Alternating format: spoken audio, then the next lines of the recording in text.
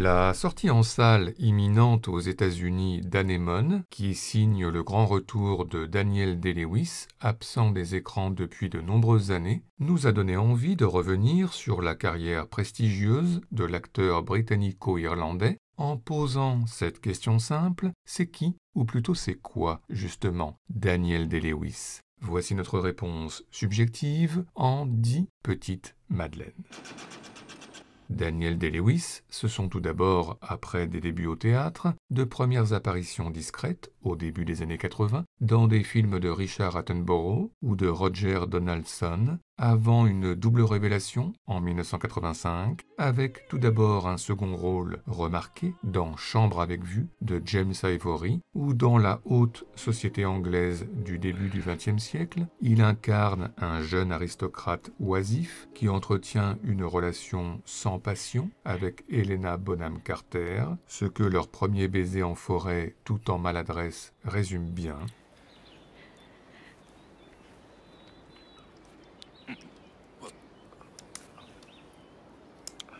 I'm sorry. Et puis au même moment, My Beautiful Laundrette de Stephen Frears. Soit dans l'Angleterre des années Thatcher, Daniel Day-Lewis, cheveux blonds, et Gordon Warneck, jeune immigré pakistanais, qui acquièrent une laverie automatique en désuétude qu'ils vont rénover, customiser et rebaptiser, avant de concrétiser joliment, à l'abri des regards, entre ombre et lumière.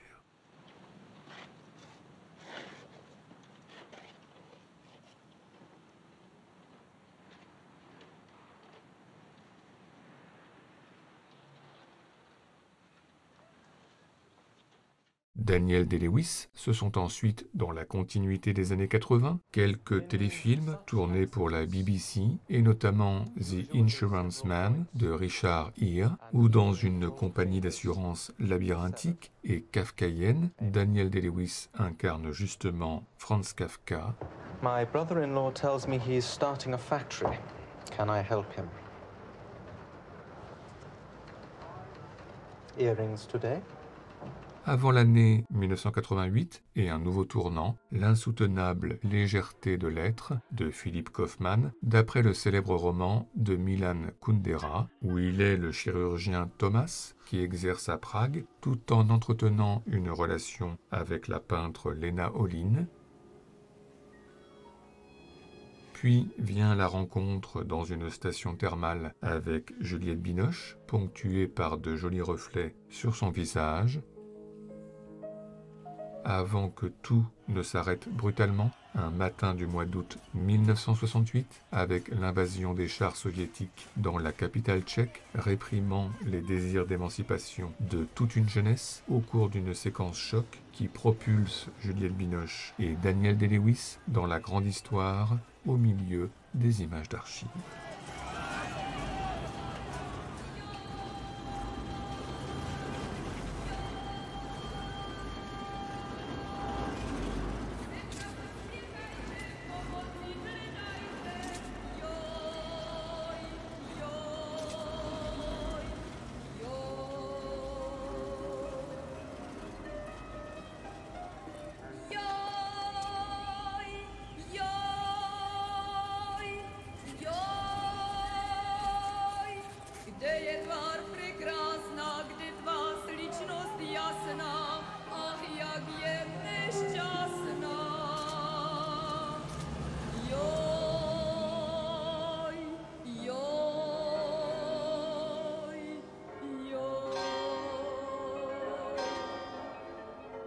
Daniel Day-Lewis, c'est ensuite, à la fin des années 90, une comédie de Pat O'Connor, dans le milieu de l'art à New York, mais aussi une comédie du cinéaste argentin Carlos Sorin, Ever Smile, New Jersey, où il incarne un dentiste parti exercer au fin fond de la Patagonie, écumant les salles de classe,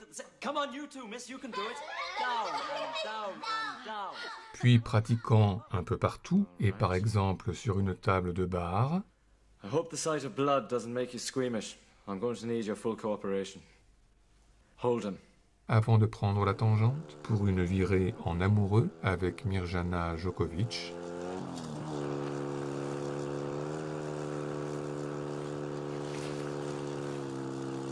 Et puis en 1989 vient la rencontre importante avec le cinéaste irlandais Jim Sheridan pour My Left Foot, Oscar du meilleur acteur à l'appui. Daniel Day-Lewis y incarne le poète et peintre irlandais Christy Brown, atteint de paralysie spasmodique, un film qui revient sur sa vie en famille à Dublin, les parties de foot avec les copains, et les premières déconvenues amoureuses,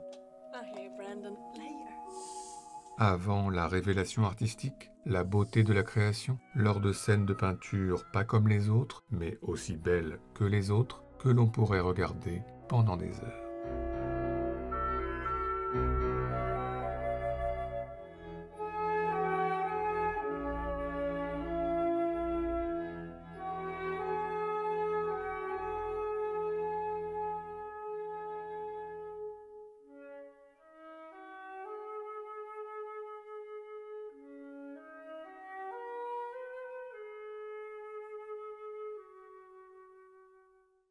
Daniel Day-Lewis, c'est ensuite en 1992 le classique des classiques, Le Dernier des Mohicans de Michael Mann, d'après le célèbre roman de James Fenimore Cooper. Soit dans l'Amérique du milieu du XVIIIe siècle, Daniel Day-Lewis, son frère et son père, dernier des Mohicans, qui ne cessent de courir dans la forêt en ouverture,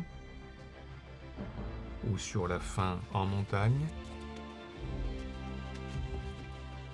sans oublier le fleuve traversé en canoë, à vive allure toujours. Et enfin en point d'orgue, la scène totem, l'armée anglaise et Madden Stowey pris dans une embuscade à la merci des Hurons-Magua. Alors la course effrénée à nouveau pour sauver celle que l'on aime, le tout sur la musique inoubliable de Trevor Jones, La chair de poule à jamais.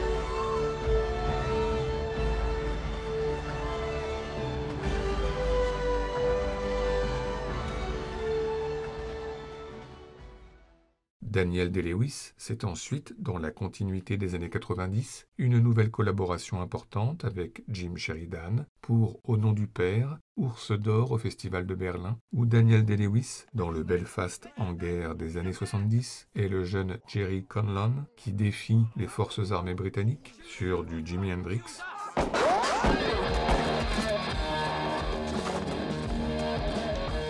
Mais bientôt l'arrestation brutale pour un attentat qu'il n'a pas commis.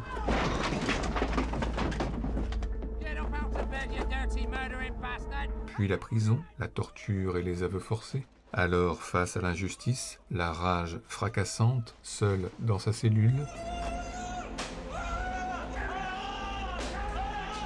Et un peu plus tard, la rage, cette fois silencieuse, mais amplifiée par ses codétenus.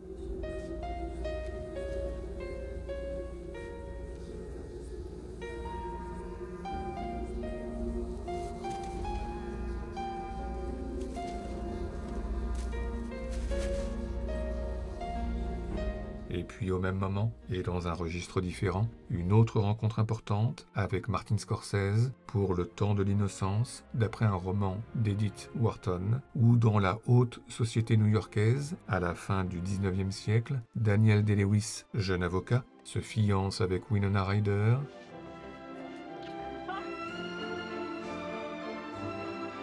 mais entretient dans le même temps une relation secrète avec Michelle Pfeiffer qui se concrétise à l'arrière des calèches, à l'abri des regards.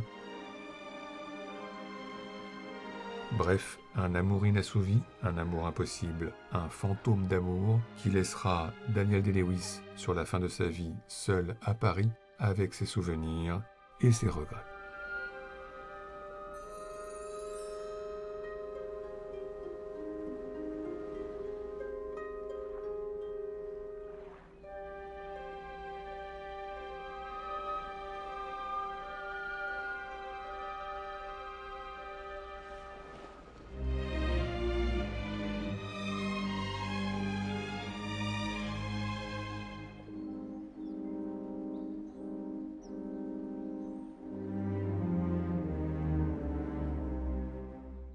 Daniel Day-Lewis, c'est ensuite, dans la deuxième moitié des années 90, une adaptation des Sorcières de Salem d'Arthur Miller, où il retrouve Winona Ryder, mais aussi de nouvelles retrouvailles avec Jim Sheridan pour The Boxer, nouveau film sur le conflit en Irlande du Nord. Daniel Day-Lewis y incarne un ancien champion de boxe et ancien de l'IRA qui revient dans son quartier après 14 années de prison pour faire renaître son club dit non sectaire accueillant catholiques et protestants, ce qui n'est pas au goût de tout le monde.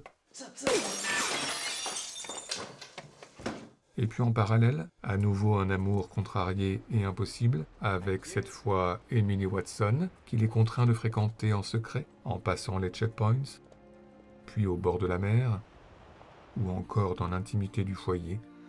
You still love it. What? My soul. For what it's worth. Et enfin en point d'orgue, le premier combat de boxe dans la salle rénovée, comme un tournant, pour rendre hommage aux disparus, panser les plaies et entrevoir le chemin de la réconciliation. Joe Fitzsimmons, featherweight, died 1972, aged 24 years. Brian Keogh, light heavyweight, died 1973, aged 16 years. John McGuire, featherweight, died 1983, aged 19 years.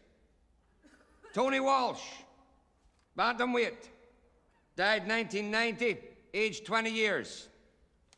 Harry McCormick, flyweight, died 1987, aged 13 years.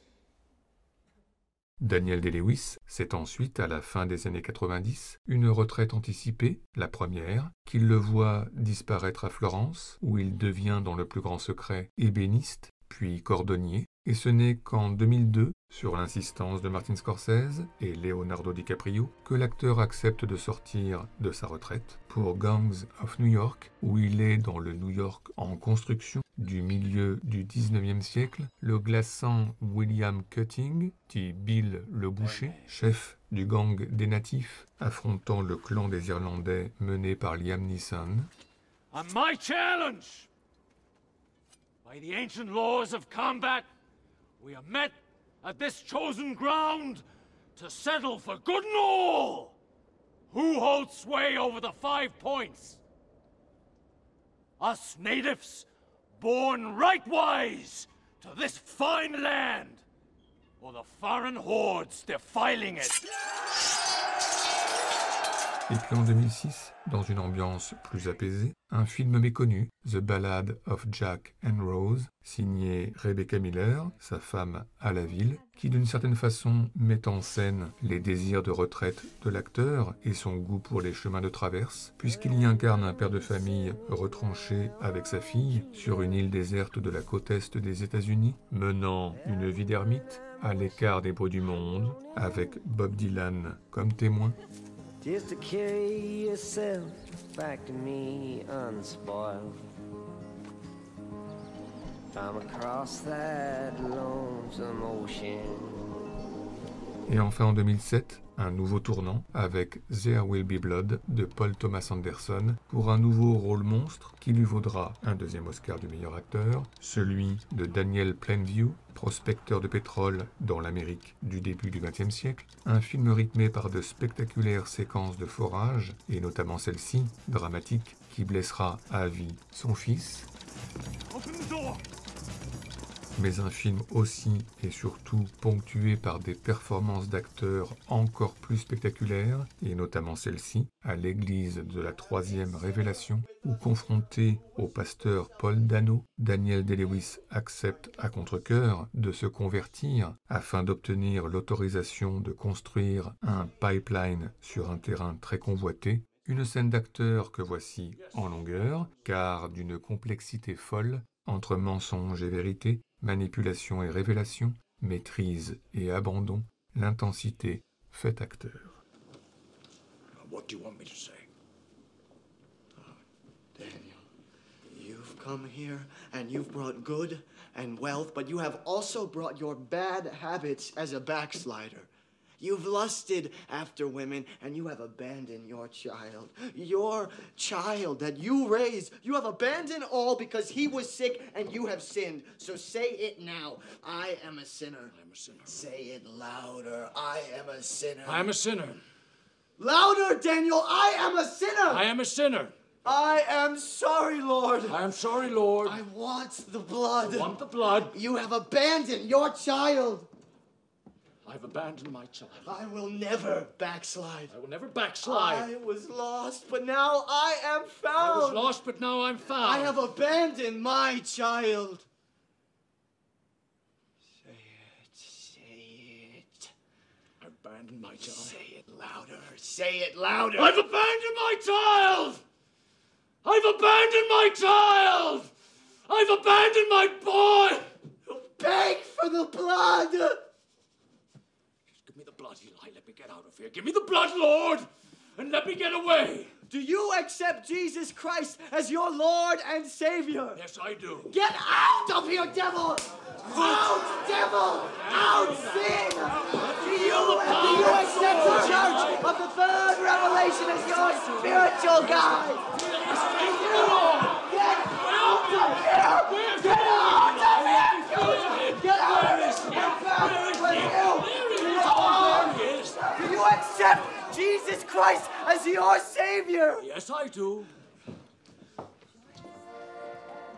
Would you be free from the burden of sin? There's power in the blood. Power in the blood. Would you reveal the victory win? There's wonderful power in the blood. There is power, power, wonder-working power in the blood of the Lamb. Praise the Lord. There is power, power, wonder-working power in the blood. Daniel Day-Lewis, c'est ensuite, au carrefour des années 2010, une comédie musicale de Rob Marshall, Nine, inspirée du 8,5 de Fellini, où il est Guido Contini, cinéaste en pleine crise créatrice, qui rembobine le film de sa vie et repense à ses anciennes amours, et notamment ici Nicole Kidman, qui, dans une vision surannée, rallume sa flamme, et littéralement.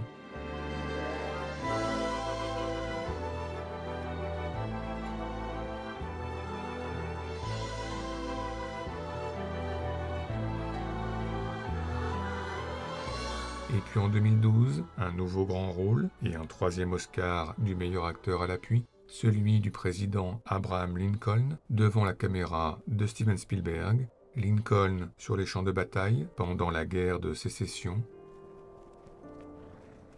Lincoln à la tribune pour des discours entrés dans l'histoire, to do all which may achieve and cherish a just and a lasting peace among ourselves and with all nations. Mais comme toujours chez Spielberg, le combat humaniste pour la libération des peuples se résume en une scène sans discours ni dialogue et en revient encore et toujours à l'intimité du foyer familial, un père, un fils et quelques photos témoins.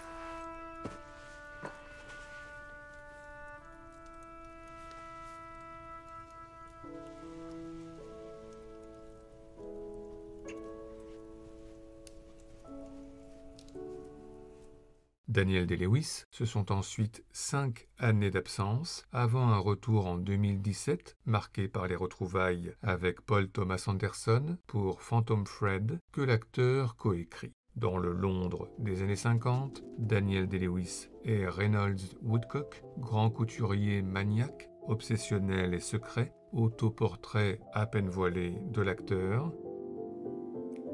Et puis, la rencontre qui va tout changer avec Vicky Krieps qui prend forme dans un restaurant et là se taire et simplement regarder le jeu de Daniel Day-Lewis et ses nuances qui disent tout, et notamment le plus beau, le tremblement amoureux, en un échange de regards ponctué par un plan de profil parmi les plus beaux de notre histoire du cinéma.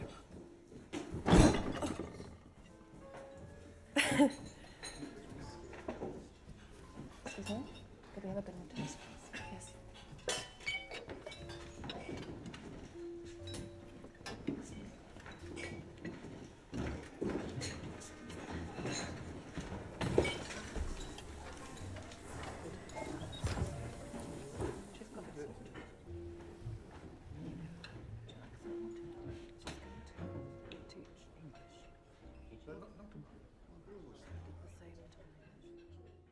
Daniel Day-Lewis, c'est enfin aujourd'hui un imminent retour sur les écrans après une nouvelle longue absence de 8 ans avec Anémone, signé par son fils Ronan Day-Lewis, un film qui fait événement, forcément, et qui apportera sa pierre à l'édifice, c'est certain, mais dont on doute qu'il signe pour autant un retour durable de l'acteur devant les caméras. Daniel Day-Lewis, aussitôt réapparu et aussitôt disparu, ayant déjà quitté les plateaux et repris la route pour rejoindre les montagnes de Madrid, les côtes barcelonaises, Florence ou la Patagonie, alors le regarder partir une nouvelle fois et l'accepter une nouvelle fois, avec une pointe de regret évidemment, mais dans le même temps, comment en vouloir à un acteur qui a tant donné?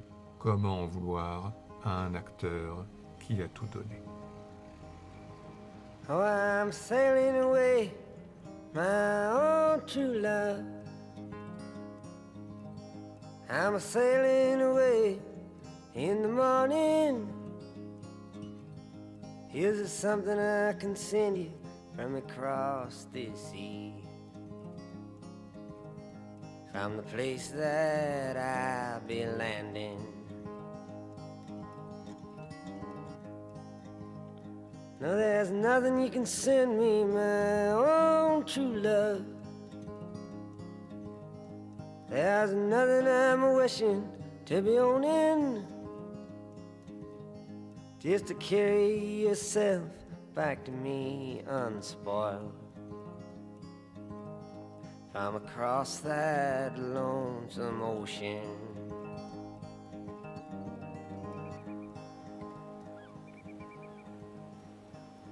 Ah, but I just thought you might want something fine, made of silver or of golden, either from the mountains of Madrid or from the coast of Barcelona.